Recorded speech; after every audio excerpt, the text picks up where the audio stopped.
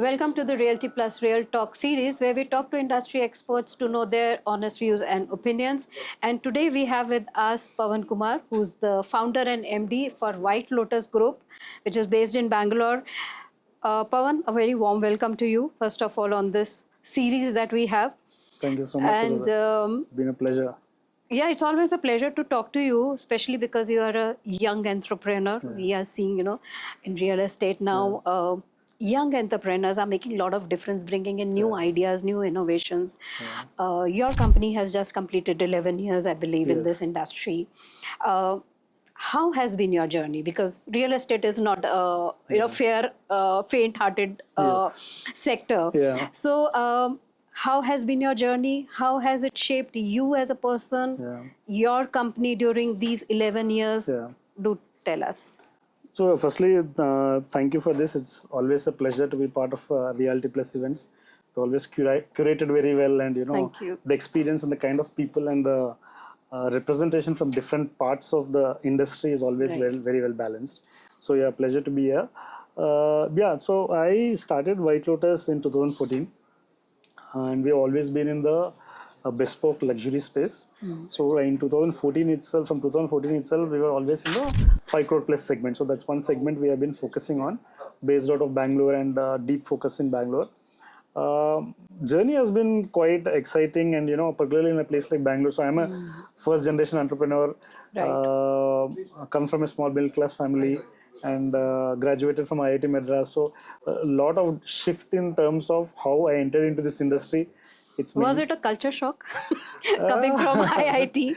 And So I always say, so we are trying to create our own culture for the industry now, actually, because because the existing culture typically has been a legacy based industry, passed on from generation to generation. It's more like family businesses and a very local unorganized business, right? Because your raw material, which is your land here, getting land for this business is, even today, it's very tough. But 20 years back and all of that, that's not something where normal people get into, right? Unless you know how to do the business. So yes, it was a very different change, but it has been a pleasant journey, actually, honestly, because the kind of buyers who have been buying from us, because of the segment in which we have been operating, the 5 crore plus segment, CXOs, founders of companies, startup guys, particularly in a place like Bangalore, very exciting that, that again, a lot of people like me in Bangalore. So all first generation and, self-made and all of that, right? So that has been a very interesting journey, meeting people like this and, curating homes for them. So we always went behind very deep personalization for them, right? Because they like the customization and the personalization and all of that. So we always use very different terms from the industry. We say we are not builders. We say we are a product company. So our product is a home. So we always say, our product is a home, and we are a design-based product company. So we focus heavily on design and product. So we don't really worry so much about, sales and, obviously we want sales, but we don't really worry so much ki ye month mein itne sales hona hai, these are the targets for this and all of that. More than that, our targets are more design oriented, ki we want this kind of a design. We say that, the design, when you make a home, when you design a home, and when we build, our buyer, our homeowner should feel that this home is relevant for the next 3 generations. Correct. If you can achieve that, that is the true definition of a home, right? So that's why generally we don't go behind any of these fads, that what are the latest trends or what are the designs or any of these theme-based projects. We don't do any of that. We say, so our theme-based, mostly our themes are local Indian-based architecture, and in the place which you are doing. If you are doing Bangalore, we say we are embracing Bangalore, actually. It should look like a Bangalore home. It should look like a Bangalore home. It should not stand out like, some Greek architecture or Mediterranean architecture. When you're living here, why do you want to do those architectures, actually? So we do a lot of Bangalore-based things, like a lot of courtyard homes. Weather is very good here. So we give a lot of importance to the balconies and all of that, a lot of outdoor living and all of that, embracing the local landscaping and all of that. So we've always been very focused on as a design-oriented company, rather than a typical builder-based company. We'll talk about that also. But I think when you say it was a pleasant journey, it is because first you created a niche for yourself, that we want to be only in this niche. And secondly is being considering yourself as a product company, not like a regular, we have to have sales targets, etc. I think that was the differentiator when you started, and it is still now.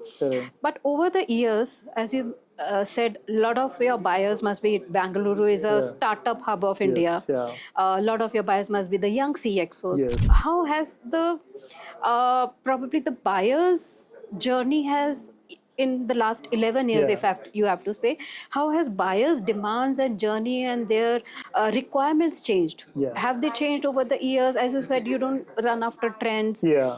So how the buyer's perspective has changed? So obviously, perspective of a buyer, homeowner, keeps changing a lot when their lifestyle keeps evolving, right? So they travel a lot, depending on the phase of their life in, whether they are young, just married couple, or they just have a young kid, versus kids are going to school or college, or kids have left college, or you have older people at your home. So depending on that, obviously your requirements and the point of view keeps changing. So that's a constant actually.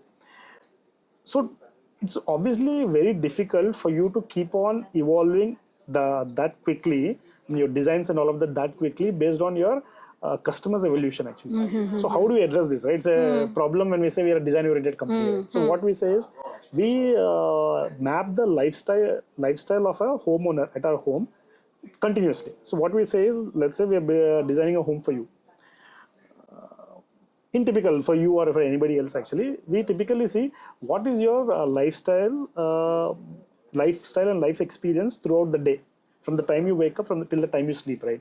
So how is your let's say when you wake up, how is your experience of, let's say, your breakfast experience actually, right? So we don't just look at breakfast experience like a dining experience, not like one dining table and with tables, this is the space and all of that, right? So we look at that place like a place where a family comes together. So dining is a space for us. So the way we think about design is, it's not a dining space. It's a place where family meets.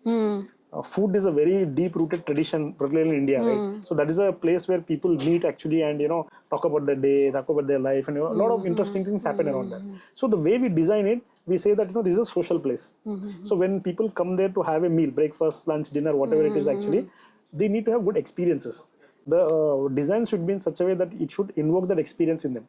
So similarly, if you're, let's say, your balcony experience, a place like Bangalore is good weather. Yeah. So we focus a lot on balconies. So we say, let's say you are having a social get together. How can you move your get together from your living room to the balcony seamlessly, where your balcony is able to absorb that kind of a space and all of that, and Bringing outdoors indoors and all of that. So our design things, otherwise we don't say balcony means this much depth, this much width, this is a balcony. So we say it's a life experience. So depending on the product we are designing, depending on the area in which we are designing, depending on the kind of consumer who is buying that, actually we change these designs based on lifestyle experiences. So how is your bathing experience going to be? So how is your cooking experience? Cooking is a very deeply emotional thing for Indians, right? Correct. So how does that experience all? So when we go around designing all these experiential things, actually, then we don't have to worry so much about the evolution of the changing taste of the customer, because whatever your taste change, you come back to the same basics. Correct, which is, correct, you want to have a better dining experience. So it is the experience rather than the trends, rather than the demands or the requirements. Once you have understood the target audience, this is their lifestyle, then it is the experiences that you create. Absolutely. Fantastic. You also mentioned about the design-led approach. For White Lotus. So what exactly does that mean? When you did explain that when you mean design-led, it is about creating an experience. But as a developer, because you don't know the buyer personally, probably you know what kind of buyers it would be. So how do you take this forward, design-led approach, in terms of marketing, in terms of your sales? How do you position your product? And what is your future pipeline for products? So one is, like I said, we focus heavily on the design, and like you rightly said, bang on. We always say we are designing a home. We don't even say things like apartment, villas, and all of that. Inside the company, we don't use these terms. We say home. Ghar bana raha hai kisi ke liye, actually. So when you say that, the whole perspective changes, right? But घर बनता है किसी family के लिए. When I don't know what my family is, how do I design, right? So it's a very challenging problem. So over a period of last 11 years, we have figured out a lot of things, actually. So one of the things is, of course, we map this whole life experience. So that creates a prototype. So by mapping all these life experiences, we create a base floor plans for every project. Okay. Once we do that, we start doing internal feedbacks based on our benchmarks, and that goes through revisions. So usually it goes through 4 or 5 versions of revisions. After that, what we do is we actually open it outside to the public. Okay. So we call it design workshops and all of that sort of a thing. So what we do is our existing, let's say, homeowners who already have bought from us, people who have inquired with us but have not bought from us, and we know, let's say you are one of our target customers. We keep, for the next 60 days, we keep calling you all, or we come to you and just present these floor plans to you. No sales. Only feedback. We don't say we are doing in this area and there is a sales talk. We don't know. We don't even send sales people to this. We send our design team to you. So design team is not going to sell anything to you. Correct. So they'll come and ask you, like, Sapnaji, this is the whole floor plan. What do you think is the floor plan? Then you might give very good insights, right? No, this might have been like this and all of that. So we collate all these feedbacks. And we have a set of parameters which we rate on a scale of 1 to 10. So we are around 10 parameters which we figured out, which we feel are the backbone of a design and backbone of a home. Like it might be balcony designs, kitchens, and bathrooms, and ceiling heights, ventilation. So we have a parameters. When during this whole feedback, anything which is rated less than 8, again it goes back to a design. That way we keep improving this design. So typically the floor plans what you see which come out are usually around 10th version. Okay. So that way, imagine that has gone through a design workshop of internal White Lotus, plus existing homeowners of White Lotus, people who inquired with us, target customers. So everyone would have given us a feedback actually. That way, the typical floor plan, the 10th version which comes out in the market, has gone through so much of feedbacks actually. In a way, majority of the people relate to that floor plan. After that, it is only your personal customization. So we never reach a point where, after all this feedback, we show it to somebody, say, no, ye pura diwali to acha hi nahi laga. Actually, I want to change everything. Very rarely it happens. So because it has gone through, I would have talked to somebody similar like you. So they know that, and only minor things. Somebody will, for example, somebody might say, yaar, pujas are very important for us. So mujhe puja room thoda size badhana hai. Or somebody will say, I don't really want a bar counter. I would rather do something like a meditation room or something like that. Or for us, home theater is more important. So I'll let go of one bedroom and do a home theater. But these are the things, but it never goes to a drastic change. These are very personal things, very but personal. Overall, So this makes us ready for any kind of person, because customization is something which we are very passionate about, and we let our home buyers actually customize the floor plan, because majority of our sales are done even before we typically launch per se. Like if we are doing a villa project in North Bangalore now, RERA approvals have just come, and we have not yet launched the project. Our model villa is not yet ready.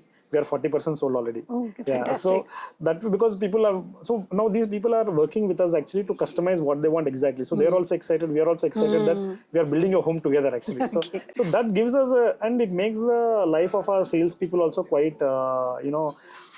efficient, because I think it makes their half of the work is already done. Absolutely. So we have a quite big pipeline right now.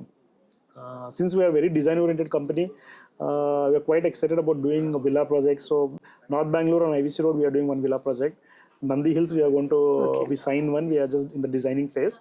So a lot of villa projects and luxury high rises is what we have planned around North Bangalore.